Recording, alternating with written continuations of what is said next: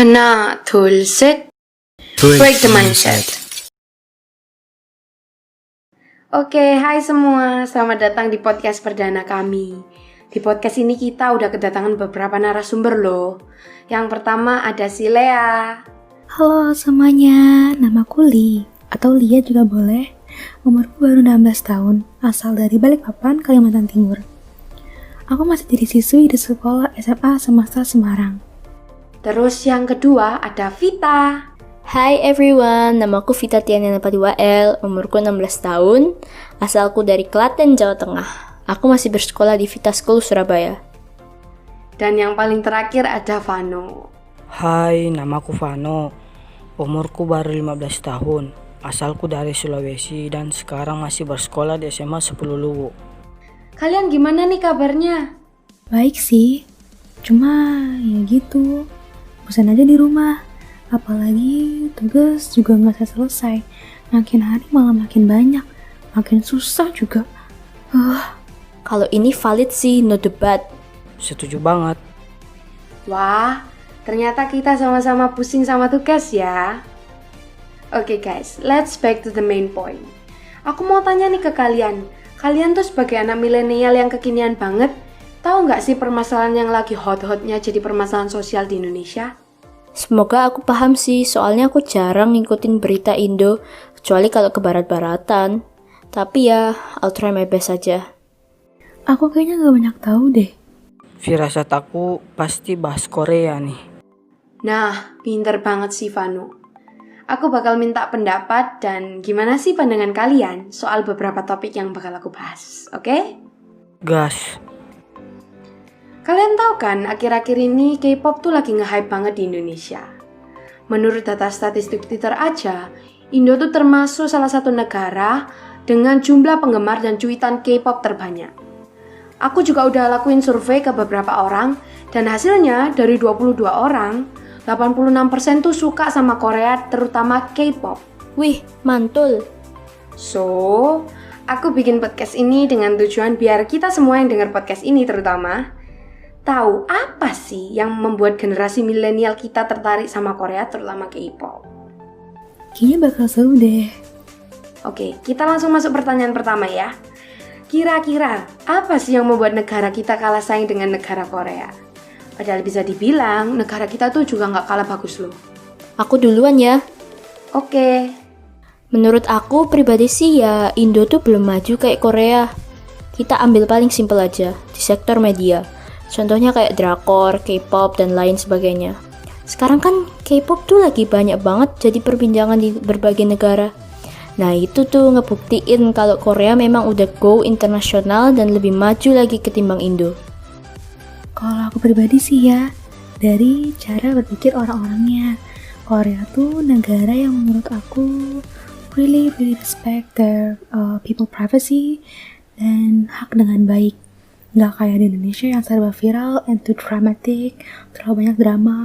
Terus aku juga suka banget sama cara pengelolaan tata ruang negara dan pengelolaan uang negaranya yang baik. Kalau dari segi privacy sih aku juga setuju sama kamu. Karena emang privacy di sana penting banget dan nggak ada tuh yang namanya ngurusin orang lain. Selain bahas segi privacy nih, aku dengar kamu juga suka sama K-pop ya, Li? Ih, suka banget dong. Aku sendiri ngefans banget sama boyband Korea yang mungkin udah nggak asing banget di telinga kita. Yap, BTS.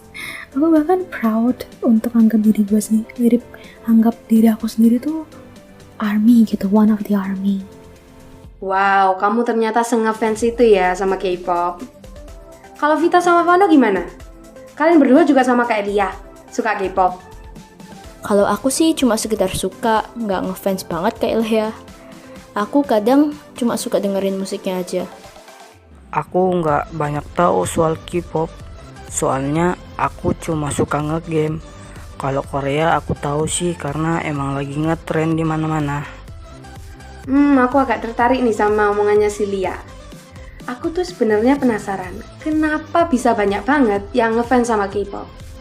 Kalau alasan kamu apa, Li, ngefans sama BTS? It's all because I find comfort at them. Aku nemu comfort di mereka. Kenyamanan, rasa senang dari mereka. Terlebih dari grup yang aku stan ini, like BTS, I found them at the right time. Gitu. Aku menemukan mereka di waktu yang tepat. Tidak terlalu cepat, tidak terlalu lambat.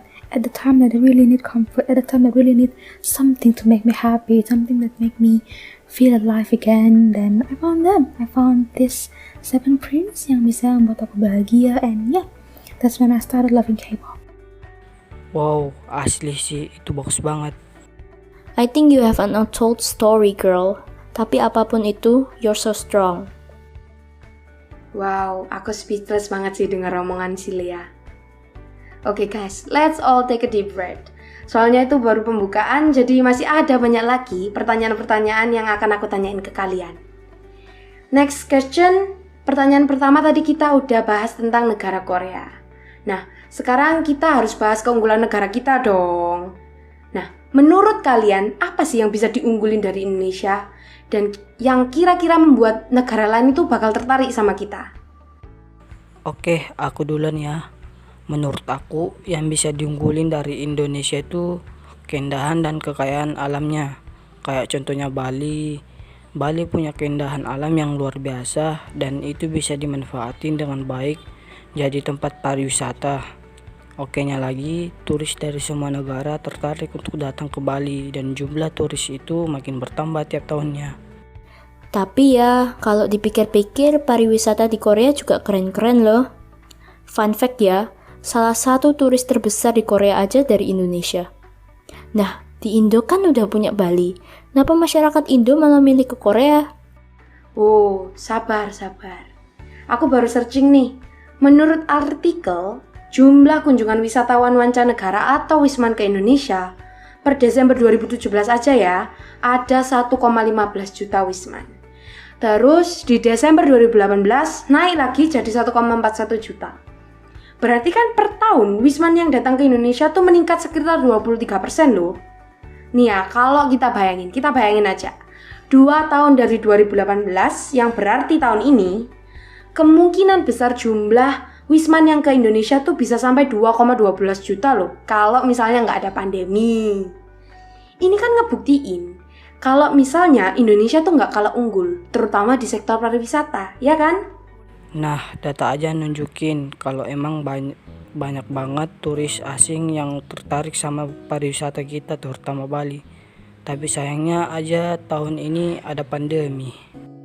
Cuma kalau menurut aku, Indonesia tuh bakal tetap kalah saingan sama negara lain kalau nggak ada perubahan di negara kita, terutama di pola masyarakat kita. Berarti menurutmu masyarakat Indonesia perlu perubahan yang lebih baik lagi daripada sekarang? I think ya, karena sebenarnya Indo tuh mampu bersaing sama negara lain. Cuma ya gitu sayangnya masih banyak kekurangan, terutama kayak yang tadi aku sudah mention, yaitu pola pikir masyarakatnya juga. Oke, chill. Kita balik lagi ke soal pariwisata. Kalau menurutmu gimana, Lia? Aku setuju sama Vano. Cuma ya aku rasa pariwisata yang bagus di Indo tuh gak cuma Bali. Raja Ampat yang ada di Papua Barat juga bagus banget tahu. Banyak juga turis-turis yang kesana karena di sana pemandangannya emang bagus. Cuma sayangnya aja Raja Ampat gak banyak dibicarain kayak Bali. Ya juga sih, aku juga pingin banget Raja Ampat, tapi ya tiket kesananya mahal. Tapi aku rasa wajar sih karena treatment di alamnya benar-benar terjaga. Aku rasa hal ini juga jaga keseimbangan perekonomian di sana sih. Benar, aku sempat lihat video yang bahas Raja Ampat dan katanya harga tiket di sana dibuat mahal. Memang untuk ngejaga stabilan perekonomian di sana. Nggak cuma itu aja sih, katanya juga biar kebersihan dan kesehatan di sana tetap terjaga. Kan takutnya kalau dibuat murah nanti banyak masyarakat yang kesana dan otomatis tempatnya nggak akan sebersih sebelumnya. Soalnya pasti banyak tuh yang nggak bertanggung jawab dan malah buang sampah sembarangan. Kalau nggak salah, aku juga pernah denger kalau buang sampah sembarangan di sana bakal kena denda ya, dan dendanya cukup mahal. Yoi, benar. Wih, berarti kalau kayak gitu emang benar-benar dijaga sih alamnya. Secara ketat banget ya peraturannya. Iya, makanya nggak main-main peraturannya. Tapi menurut aku, Van, Kalau urusan buang sampah sembarangan tuh tergantung sama masing-masing orang aja sih sebenarnya. Tapi ya Fit, kalau dipikir-pikir lagi emang banyak banget sih orang yang kayak gitu. Kayak contohnya yang paling simpel aja lah, habis nonton bioskop. Nah, biasanya habis nonton bioskop kan ada petugas tuh yang nungguin di pintu exit sambil bawa tray sampah kan.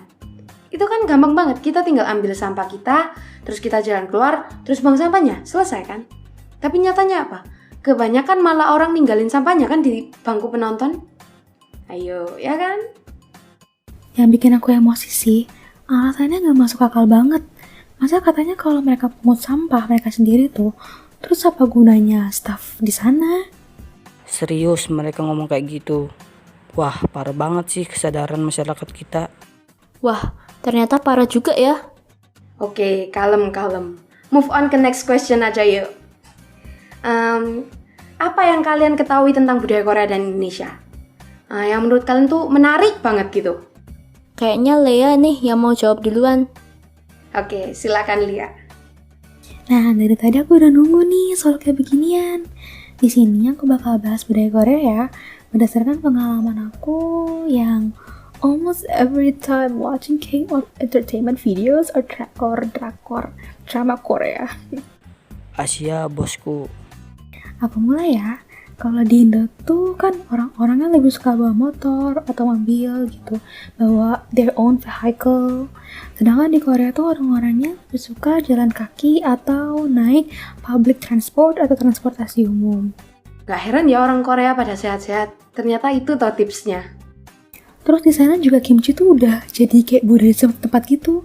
Kayak misalnya di restoran-restoran, setiap pesan apapun, kimchi will always there. Kimchi is the first one. Kimchi bakal selalu dikasih secara free. Bener banget sih, setiap aku ke restoran Korea selalu di-serve kimchi. Padahal nggak pesen loh. Tapi ya gitu, agak pedes. Tapi enak sih, apalagi kalau dicampur bulgogi. Jadi lapar kan aku sekarang gara-gara ngebayangin tuh makanan. Tapi ya, kalau aku disuruh milih, aku sih lebih milih budaya Indonesia ya. Soalnya menurut aku budaya Indonesia itu lebih beragam dan punya daya tarik yang kuat. Bener, menurut aku budaya Indonesia tuh lebih menarik buat dipelajari. Contohnya aja kayak tari-tarian. Aku tuh dari dulu pingin banget menguasai satu aja tari, tapi nyatanya aku nggak pernah bisa. Kalau aku sih netral ya, soalnya aku suka sama semua budaya. Kalau aku bisa conclude nih ya, budaya-budaya di setiap negara tuh punya ciri khas mereka masing-masing. Aku juga setuju sih sama Vita, karena budaya Indo tuh juga unik. Sayangnya aja generasi sekarang tuh lebih prefer ke budaya luar. Soalnya menurut mereka budaya luar tuh kayak kurang gitu dibanding, maksudnya lebih bagus dibanding budaya Indo. Budaya Indo tuh menurut mereka mungkin kesannya monoton kali ya. Coba aja kalau budaya Indo dikembangin semenarik mungkin dan gak ngilangin ciri khasnya, pasti banyak banget yang tertarik sama budaya Indonesia. Setuju sih, yang buat aku tertarik sama budaya luar, which is kebarat-baratan, aja tuh Halloween sama Thanksgiving-nya. Kayak bayangin aja tuh, udah seru, kumpul-kumpul bareng temen, pokoknya have fun banget deh. Tapi guys, ingat, setiap budaya tuh pasti ada plus minusnya kan.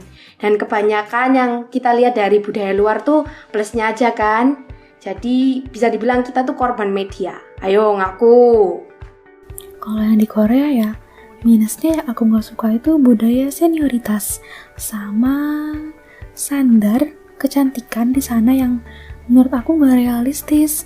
Masa mereka mikirnya you need to be perfect, you need to be white, you need to be tall, you need to be perfect. Intinya kamu harus cantik, kamu cewek cantik tuh harus tinggi, cantik tuh harus putih, cantik tuh harus ini apa segala. Mohon maaf nih, cantik gak harus putih, cantik tuh harus cewek. Kalau kamu cewek ya berarti kamu cantik. Gitu deh menurut aku. Makanya kita tuh harus bangga sama negara dan budaya kita sendiri. Soalnya semua tuh pasti punya keunggulan masing-masing. Wih, Vano bijak banget guys. By the way guys, dari tadi kita kan udah bahas banyak banget tentang Indonesia sama Korea. Nah, aku mau kasih kalian fun fact nih. Kalian percaya nggak kalau dulu Indonesia sama Korea tuh sama-sama menjadi negara termiskin di Asia loh? Hah? Beneran? Gak mungkin, pasti bohong. Iya, seriusan. Aku udah searching kemarin. Loh, berarti kan harusnya Indo bisa dong nyanyi Korea. Pasti bisa. Indo tuh pasti bisa nyaingin banyak negara. Percaya deh sama aku. Kenapa kamu bisa seyakin itu, Van? Soalnya kita tuh udah bisa lihat buktinya kalau Indonesia tuh bisa nyaingin banyak negara. Nih contohnya aja banyak banget orang yang di bidang ekspor yang mulai go internasional. Terus kita bisa lihat kan kalau teknologi di Indonesia tuh udah makin maju. Wah, kalau gini sih aku yakin kita bisa nyanyi negara luar. Cuma sayang aja sih orang-orang sering nganggep remeh e-sports, padahal peluangnya cukup besar. Dari dulu sebenarnya kita tuh udah punya banyak peluang. Cuma sayang aja belum dimanfaatin dengan baik. Oke, aku rasa cukup sampai di sini dulu ya. Durasinya udah cukup panjang nih. Tapi sebelum podcast ini aku tutup, aku mau minta saran dari kalian nih. Buat negara kita tercinta biar kedepannya bisa lebih baik lagi. Menurut aku personally, Indonesia itu harus banyak lagi belajar buat ngembangin media di negara ini. Soalnya dari media itu sendiri bisa narik banyak orang asing dan pastinya popularitas Indonesia bisa meningkat nantinya. Buat aku, semoga pola pikir masyarakat di negara ini bisa lebih open ke semua hal. Soalnya jujur, pola kita masih kurang dari negara lain. Semoga Indonesia kedepannya bisa menghargai apa itu privasi. Karena gak semua orang siap untuk membuka privasi mereka sendiri. Semoga aja pariwisata di Indonesia nih juga lebih dikenal di luar. Aku juga berharap generasi milenial sekarang mau ikut serta memperkenalkan budaya Indonesia ke banyak negara. Thanks everyone udah nyempetin datang di podcast ini. It's a pleasure for having you guys here. Dan juga terima kasih buat kalian yang udah dengerin podcast ini. Kalau kalian ada opini atau saran, silakan komen di bawah ya. Aku tunggu. Bye. Oh iya, jangan lupa share sama like. Thank you semua. Bye-bye.